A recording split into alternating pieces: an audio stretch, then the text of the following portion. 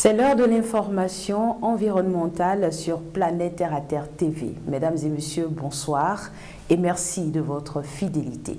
Ouvrons cette édition par le dîner de gala de la Fondation Nineroué tenu au Novotel de Cotonou ce samedi 10 juin dans le cadre de la Semaine de l'écologie. Démarrée le 5 juin dernier, la Semaine de l'écologie a en effet connu son épilogue ce samedi 10 juin. À Cotonou et dans d'autres villes du Bénin, autour du thème central, le plastique au cœur des enjeux environnementaux, la Semaine de l'écologie a été meublée par des conférences débats, expositions photos, des formations, jeux concours, une campagne itinérante de sensibilisation des femmes en milieu périurbain et rural. Au gala annuel de récompense de la Fondation Nineroué, notre équipe de reportage était présente. Ce n'est pas l'utilisation des sachets qui pose le problème. C'est le fait de les jeter, de les laisser dans la nature qui pose le problème. Si nous pouvons les arranger dans les poubelles, ce serait une bonne chose. La production du plastique est nuisible pour la planète. Dans le but d'y remédier, la Fondation Nineroué a organisé la Semaine de l'écologie pour amener les acteurs à réfléchir sur la question liée au plastique. La Semaine de l'écologie permet aux différents acteurs de l'écosystème de se réunir et d'échanger sur les problématiques environnementales, notamment les problématiques identifiées par l'ONU dans le cadre de la Journée mondiale de l'environnement. Dans le cadre de cet événement, 2 concours ont été organisés pour montrer l'impact des déchets plastiques sur l'environnement. Les lauréats ont compris l'enjeu et ont su relever le défi. J'ai présenté 5 photos pour dénoncer ce qu'on fait avec ces bouteilles plastiques, avec ces sachets plastiques après utilisation. Ces sachets, ces bouteilles sont jetées dans la nature, sont retrouvées dans les bas-fonds et leur durée de vie dépasse 3 siècles. Pour nous, il s'agissait de concevoir des pavés à base de déchets plastiques recyclés. Donc, notre solution sera durable parce qu'elle va nous permettre de réduire le nombre de sachets, le nombre de déchets plastiques que nous produisons chaque fois. À noter que la célébration de la Journée mondiale de l'environnement 2023 est axée sur le thème « Solutions à la pollution plastique ». Il est important que les acteurs réfléchissent et agissent pour éliminer l'utilisation du plastique. Nous avons profité du cinquantenaire de la Journée mondiale de l'environnement cette année qui traite de la pollution plastique pour inviter les différents acteurs à s'asseoir, à réfléchir, à parler de la sortie du plastique. Le Jardin de l'Espoir, les Jardins de l'Espoir, cette association qui est engagée à la production écologique, organise toutes les 2 semaines, les samedis par quinzaine donc, ce marché fermier, marché de l'Éden, afin de vous aider à vous procurer en fruits et légumes produits dans les meilleures conditions protectrices de votre santé, mais également qui préservent l'environnement. Amos Zinsoulé était de la partie samedi dernier. Voici son reportage.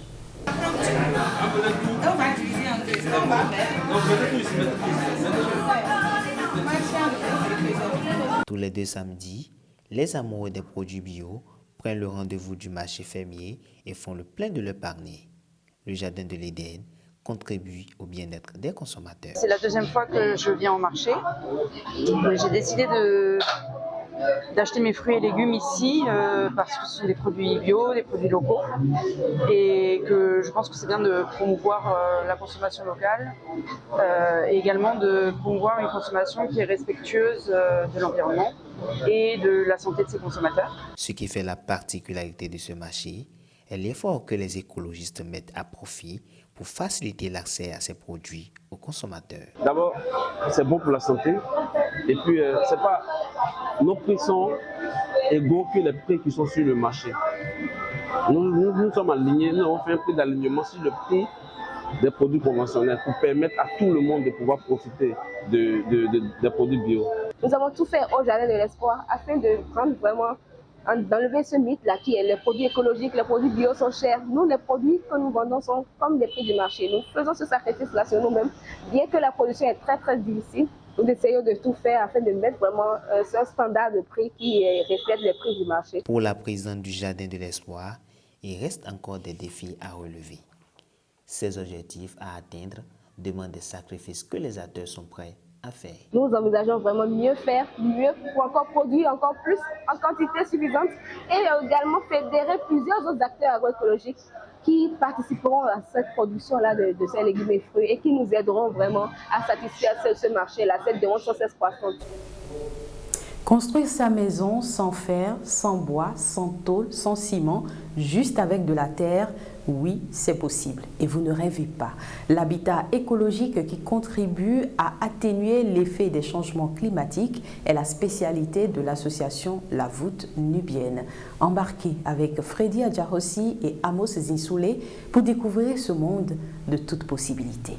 Chaque voûte nubienne construite participe à son échelle à l'atténuation des changements climatiques en permettant d'éviter 20 tonnes de CO2. La voûte nubienne est une forme d'architecture soignée et entièrement écologique. Ce type de maison en terre battue est conseillé pour la préservation de notre planète et les avantages pour faire face à certains effets du changement climatique. Il y a un avantage en économie de CO2 qui est fait, qui est environ estimé à 20 tonnes de CO2 économisées sur un bâtiment de 25 mètres carrés de 30 ans d'utilisation. Comme toute tenue de ces avantages, l'association La Voûte Nubienne entend promouvoir ce type de construction en Afrique de l'Ouest. Cette technique très ancienne, l'association l'a remise au goût du jour et cherche à la diffuser largement en Afrique de l'Ouest, au bénéfice des populations rurales, parce que nous considérons que c'est une technique tout à fait appropriée qui répond à de nombreux enjeux climatiques et environnementaux. Cette technique existe et est ancienne chez nous au Bénin.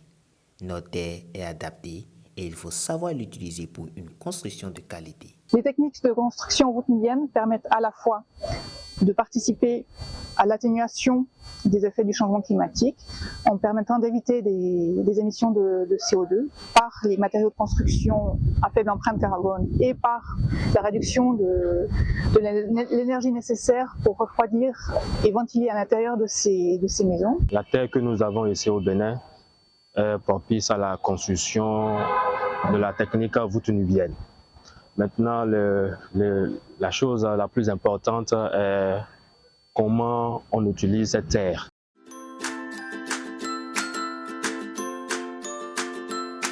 100% Terre » vous fait découvrir les merveilles de la nature pour le bien-être de la peau et des cheveux.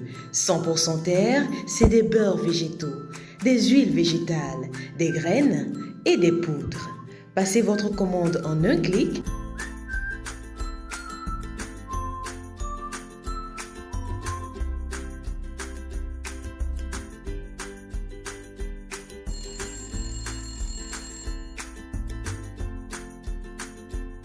100% Terre », le bonheur est dans la nature.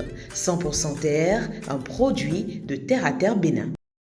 Je vous invite à présent à suivre ce communiqué du ministre du Cadre de vie et des Transports chargé du développement durable, invitant les populations dont les quartiers sont situés à proximité de la clôture de l'aéroport en proie à l'inondation à suivre régulièrement les émissions radiophoniques locales et appliquer les consignes données par les autorités compétentes, à éviter également de vivre dans les maisons menaçant de ruines susceptibles de s'écrouler par l'effet des eaux ou celles dont les fils électriques sont immergés. Le commentaire, le communiqué est ici lu par Julien Tordion. Communiqué radio et télédiffusé. Situation d'inondation suite aux récentes précipitations. Le ministre du Cadre de vie et des Transports, chargé du développement durable, communique. Les fortes précipitations enregistrées ces derniers temps dans nos localités et plus précisément à Cotonou engendrent déjà des phénomènes d'inondation dans certains de nos quartiers. Plus particulièrement, il a été observé une forte inondation dans la zone à proximité de la clôture de l'aéroport de Cotonou, précisément dans la rue 12200. Cette inondation est due à l'absence des travaux d'assainissement pluvial à réaliser dans la zone aéroportuaire. Ces travaux, inscrits au programme d'assainissement pluvial de Cotonou, sous financement de la Banque ouest-africaine de développement, est déjà en cours et seront étendus dans la dite zone. Ils permettront de reconstruire le collecteur exutoire de drainage des eaux vers le domaine de l'aéroport, recalibrer les bassins de rétention devenus inopérants dans l'enceinte de l'aéroport, réhabiliter et recalibrer le collecteur de drainage des eaux pluviales vers la mer. Le ministre du Cadre de vie et des Transports, chargé du développement durable, invite les populations dont les quartiers sont situés dans des zones en proie à l'inondation à suivre régulièrement les émissions radiophoniques locales et appliquer les consignes données par les autorités compétentes. À éviter de vivre dans les maisons menaçant de ruines, susceptibles de s'écrouler par l'effet des eaux ou celles dont les fils électriques sont immergés. Appelez en cas de nécessité le 166 pour recevoir de l'aide ou dénoncer les comportements à risque.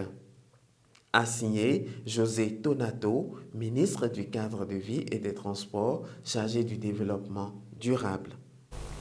C'est la fin de cette session d'information. Vous le savez, sur Planète Terre à Terre TV, l'information est exclusivement environnementale. Merci d'aimer cette vidéo, de la partager. Merci aussi de vous abonner et d'inviter d'autres personnes à en faire autant. Vous pouvez nous suivre en temps réel sur Facebook et sur YouTube. L'adresse est Terre à Terre Bénin, ou nous retrouver sur le www.planetterreaterretv.bj, notre site internet. Merci aussi de nous contacter pour la couverture médiatique de l'ensemble de vos activités liées à l'environnement.